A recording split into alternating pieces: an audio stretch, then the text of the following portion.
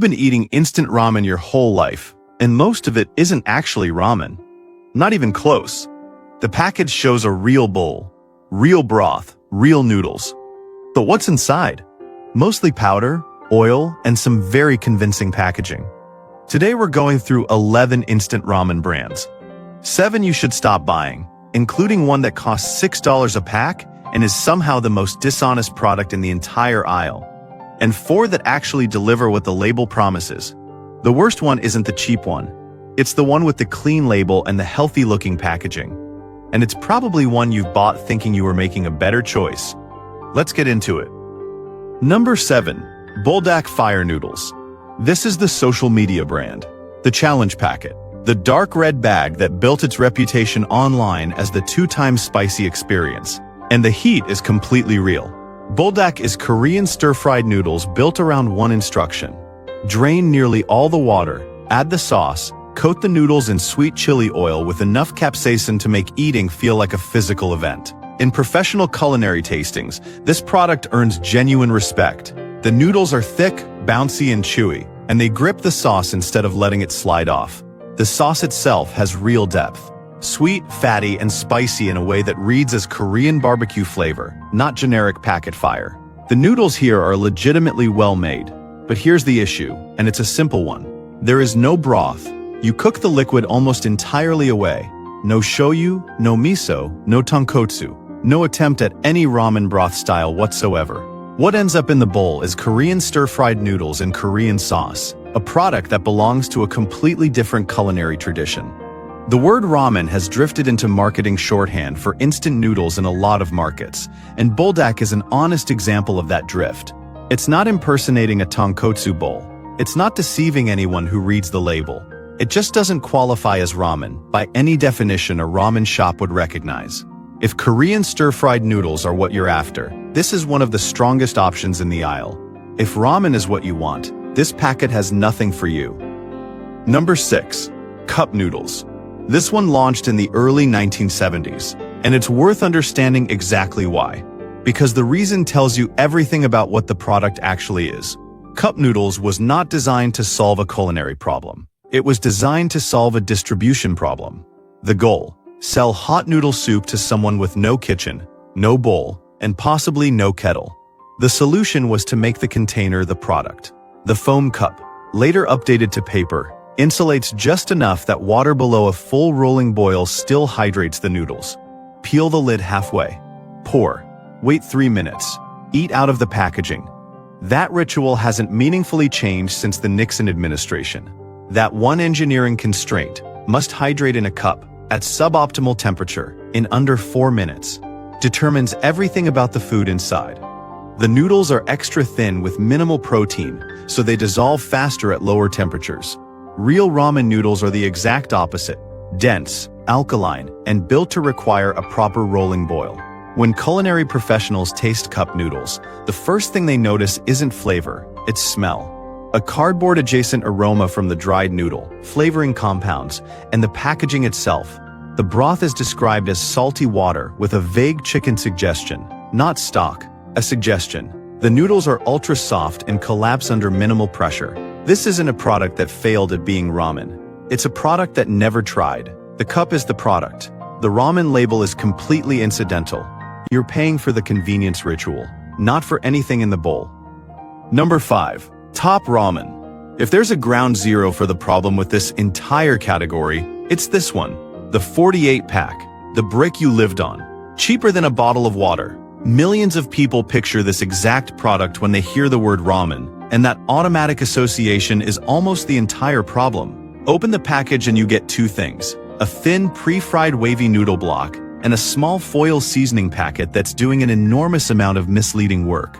That powder is not dried stock. It has never been near a real pot. It's a laboratory reconstruction of what broth might taste like if someone actually simmered bones, vegetables, and fat for hours. Built from hydrolyzed vegetable or animal protein, flavor enhancers, sugar, palm oil, and synthetic chicken aromatics, all engineered to hit the same flavor notes that real stock produces, without any of the actual cooking behind it. In professional blind tastings, the verdict arrives fast: thin, one-dimensional, and generically chickeny. Not shoyu, not tonkotsu. Salty water with a poultry suggestion. The noodles are pre-steamed and deep-fried before drying so they rehydrate in minutes, which means by the time they reach your bowl, they've already passed through any reasonable definition of texture. No bounce, no chew, no resistance. They dissolve. None of this is secret. Top Ramen has been this product for decades and never claimed otherwise. If you're broke, nostalgic, or it's 3 a.m. and you need something hot, that's a completely fair use. But if you're reaching for it thinking you're getting ramen, broth with depth, noodles with structure, you're buying a simulation of that experience, not the experience itself. Quick pause before we continue. Here's the one habit that changes everything in this aisle. Flip the package over. The front is just marketing. None of it has to match what's inside. Go straight to the broth. One powder packet means fake. A separate liquid or paste pouch means closer to real. One packet, simulated. Multiple pouches, at least partially real. Keep that in mind. Number 4. Maruchan. The other half of the dorm room rivalry. Maruchan and Top Ramen have split American pantries for 50 years. The brand loyalty between them is almost entirely determined by which one your family bought when you were a kid. In terms of actual construction, they're nearly the same thing. A pre-fried wavy noodle brick, a powder seasoning packet, hot water, done. The flavor tuning is slightly different. In culinary panel tastings, Maruchan registers a marginally richer chicken note, a bit more savory, a bit rounder. That difference is real. It's also the difference between a B- and a C+. You're still in the same course. The broth is still fundamentally powdered salt water. Thin, one-dimensional, still missing the fat, collagen, and layered umami that make broth actual broth. The noodles still hydrate past al dente and into soft, uniform, collapse-on-contact territory. Where Maruchan really earns its spot on this list is the gap between the front and back of the package. The front is loaded with steam graphics, Japanese typography, and visual language borrowed from a restaurant tradition this product shares nothing with. In-process technique or actual ingredients. The back is enriched wheat flour, palm oil, powdered chicken flavoring, and stabilizers. Maruchan doesn't explicitly claim to be restaurant ramen. It just presents itself in a way that lets shoppers assume they're getting something in that direction. Comforting if you already know what you're buying. A quiet piece of misdirection if you don't. If this breakdown is already changing how you look at the ramen aisle, hitting the like button helps more people find it. Number 3. Costco Nongshim Tonkotsu Ramen Bowl.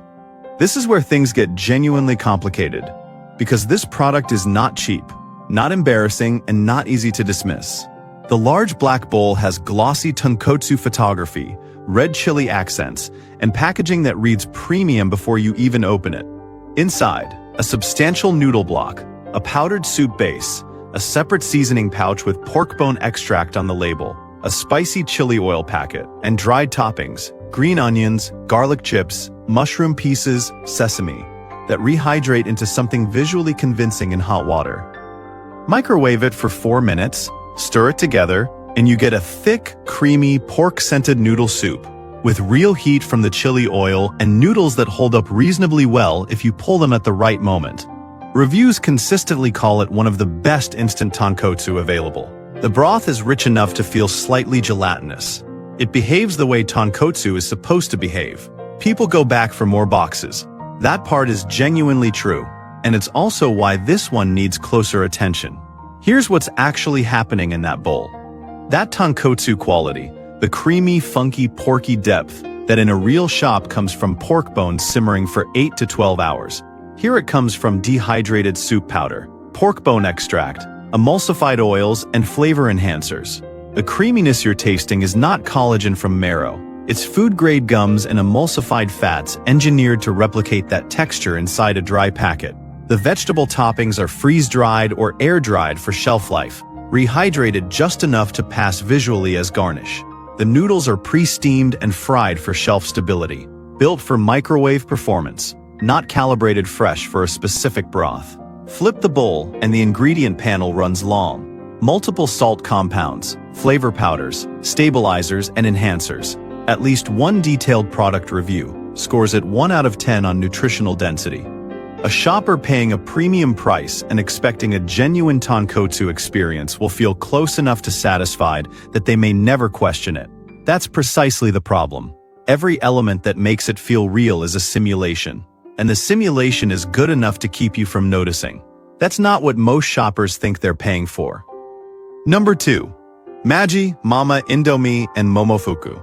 This entry is different from everything else on the avoid list. None of these products deserve criticism for being bad. They deserve a place here because they're genuinely excellent at being something other than ramen, and the aisle keeps pulling them into a comparison they were never designed for. Maggi 2-minute noodles, masala flavor, is a pantry institution in India with no real rival in its category. The masala packet is loaded with curry aromatics, savory, warming, and deeply addictive in the way that real regional comfort food earns generational loyalty. But you eat it mostly dry or with minimal liquid, curry forward, with no broth, no shoyu, no miso, no tonkotsu profile anywhere in the bowl.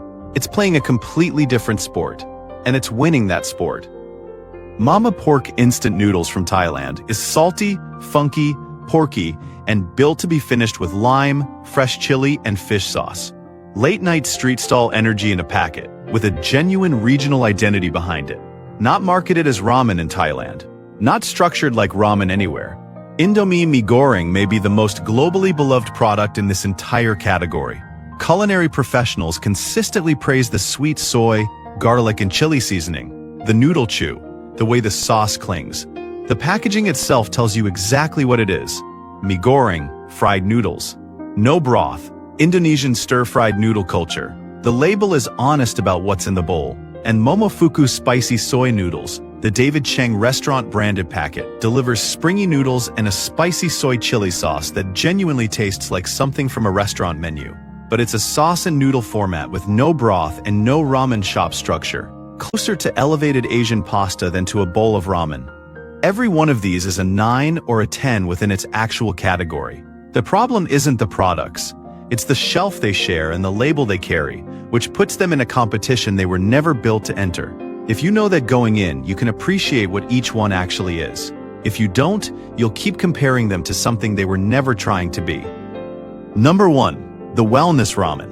Products like Trader Joe's Miso Ramen Soup and Lotus Foods Red Miso Rice Ramen. This is the brand that costs the most and explains the least. And that combination, premium price, hidden gap, is exactly why it lands at number 1. You've seen these in the natural food section. $4 to $6 a serving. Clean, minimal packaging. No cartoon mascots. A lifestyle photograph on the back. The ingredient list looks shorter and cleaner. The noodles are sometimes straight cut or made from brown rice instead of wheat. The broth mentions real miso paste. The front of the package may reference bone broth, probiotics, collagen, or plant-based protein. Everything about the design signals that you've moved past the college aisle into something better. That's the whole message, and it's doing a lot of work. Here's what culinary professionals actually find when they cook and taste these products. The noodles are firmer than the 25-cent brick. That difference is real, but modest. They still don't carry the alkaline chew of actual ramen noodles. They don't hold up in broth the way noodles from a ramen shop do. The structural improvement is real and small. The broth is cleaner and marginally more complex than top ramen. Less aggressively salty, more recognizably miso in character. But it's still built from dehydrated components, concentrated paste, and seasoning powders. It did not simmer through the night. It didn't reduce in a pot. No one ladled it from a restaurant stock vessel. The process behind it is the same process behind the products in the drugstore aisle, just with better fonts and a cleaner label. For $4 to $6 versus 30 to 50 cents, what you're actually paying for is a cleaner shortcut, slightly better sourced ingredients, and the feeling that you made a more intentional choice. The convenience is real. The actual improvement in the bowl is marginal, and that gap between what you paid and what you got is the exact thing this product's packaging is designed to prevent you from noticing. The gap between what the packaging implies, a nourishing restaurant-quality ramen experience, and what's actually in the bowl is just as large here as it is with top ramen. It's just dressed better. That's precisely why it ranks first. Top ramen is transparent about being cheap. These products charge a premium for an image, not a substantively different product. It's the same fundamental simulation sold to a shopper who's been convinced the label is telling a different story than the bowl is. If you're spending $6 on instant ramen because you believe you're getting something meaningfully closer to a real bowl, flip the package. What you'll find is still a powder base and a dehydrated shortcut, just with cleaner fonts. And this is where the label starts to feel genuinely misleading. Not because the ingredients are dangerous, but because the price is built on a story the bowl can't back up. That's the full avoid list. 7 brands. 7 versions of the same core problem. Broth that was never broth, noodles never designed to behave like ramen noodles, and packaging that gets far ahead of what's actually in the bowl. Now here are the products that actually hold up. Best option number 4. Sapporo Ichiban. The underdog of this entire investigation. Sapporo Ichiban looks, at first glance, exactly like everything we just spent the last section exposing. Dried noodle brick. Foil seasoning pouch. Same basic shelf footprint as Top Ramen and Maruchan. Nothing about the packaging makes it stand out, which is probably why it keeps getting walked past. Cook it, and everything changes. The broth is what separates this product immediately. Professional tasters describe it as genuinely beefy and soy-forward in a way that reads like a simplified version of Tokyo-style shoyu ramen. Not a generic chicken soup substitute, but something with an actual flavor identity. There's salt, but behind the salt there's sweetness, umami, and a trace of real fat that gives the broth minor but measurable body. It tastes like someone studied shoyu ramen specifically, identified its actual flavor architecture, and asked how to translate that honestly into a powder format. Not how to approximate noodle soup in general. How to approximate that specific bowl. The noodles are still dried and fried. No point pretending otherwise, but they hold their structure measurably better than the dorm room brands. More chew, more resistance. A width and texture calibrated for slurping rather than disintegrating. The mush factor that defines Top Ramen and Maruchan is significantly reduced here. Is this still an industrial product with a simulated broth? Yes, completely. But here's the distinction that puts it on this side of the list. Sapporo Ichiban feels like ramen that was simplified, not like soup that borrowed ramen's name. There's a real reference bowl in its design DNA, a real style it's approximating rather than ignoring. For a shopper who wants an honest, affordable everyday option and understands what they're getting, this is the most straightforward cheap packet in the aisle. Best option number 3. Nongshim Shin Black and OG Jin Ramen. Korean instant ramen is where this category starts to feel genuinely serious. In professional blind tastings, both Shin Black and OG Jin consistently come up as the packets that actually remind culinary professionals of bowls they've eaten in real shops, not instant food they've tolerated. That's a meaningful distinction. Shin Black leads with its broth.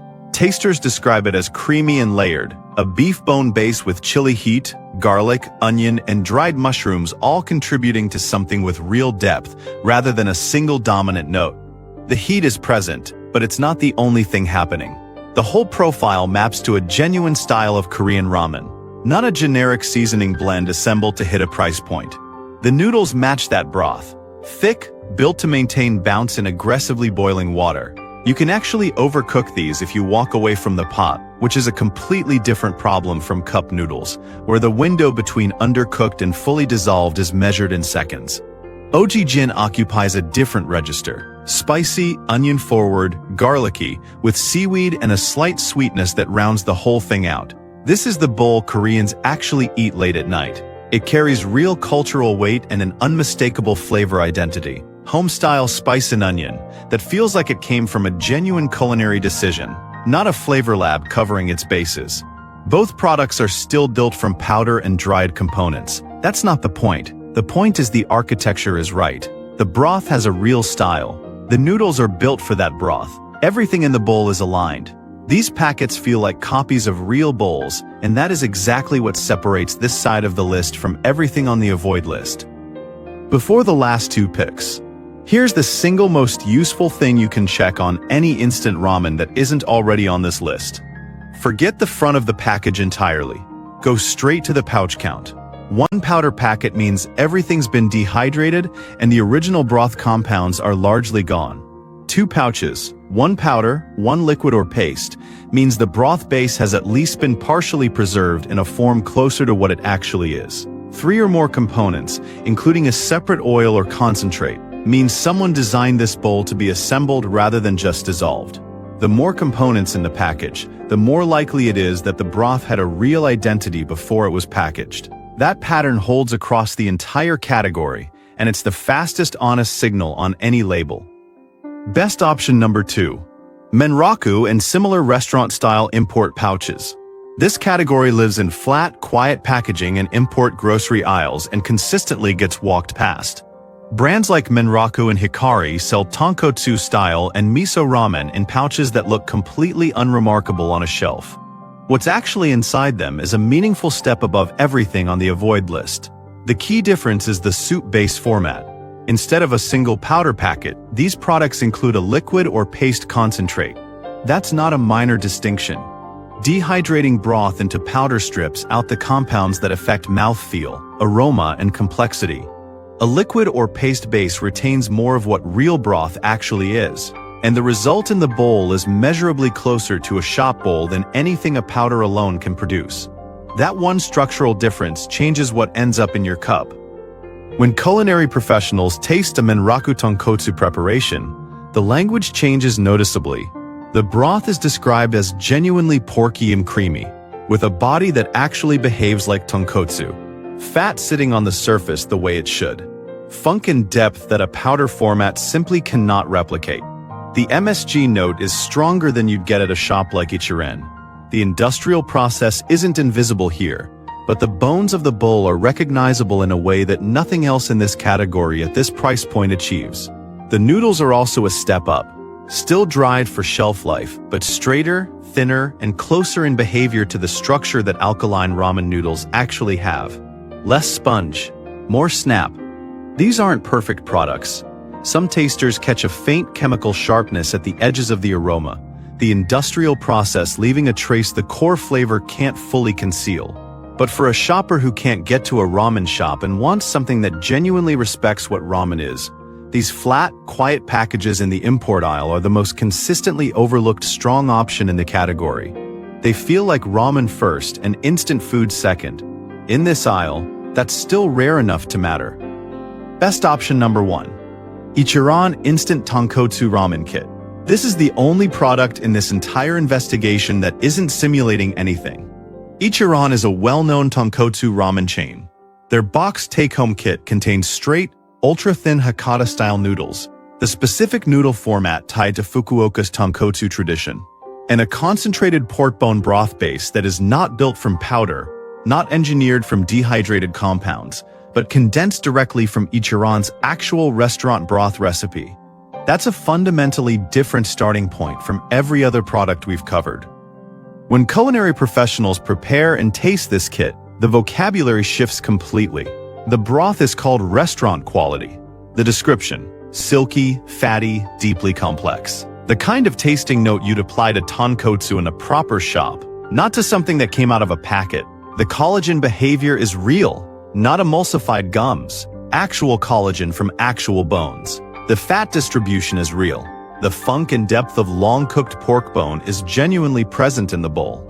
That's not a description you'd apply to any of the products on the avoid list. The noodles are not from a fried brick.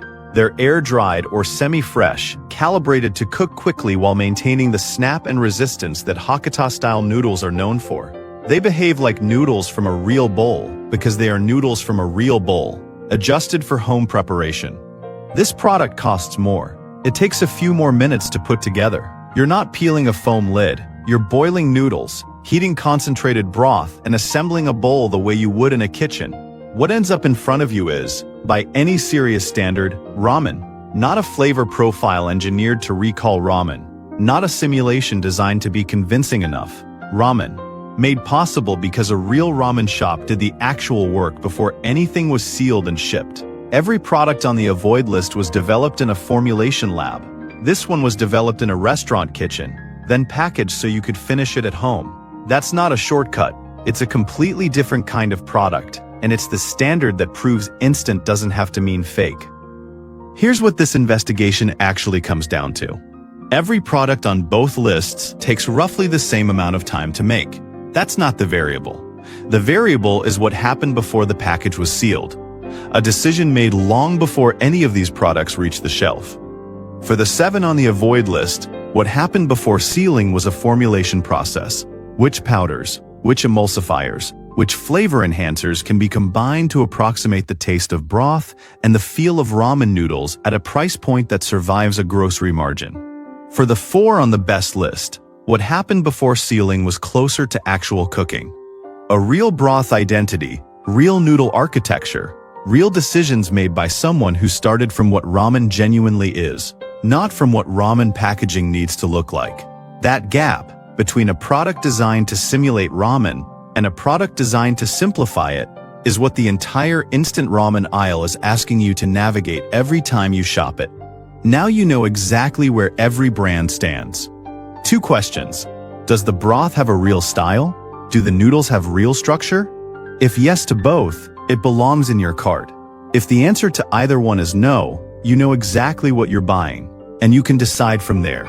If this helped you see the ramen aisle differently, sharing it with someone who still grabs the same packet on autopilot is probably the most useful thing you can do with it.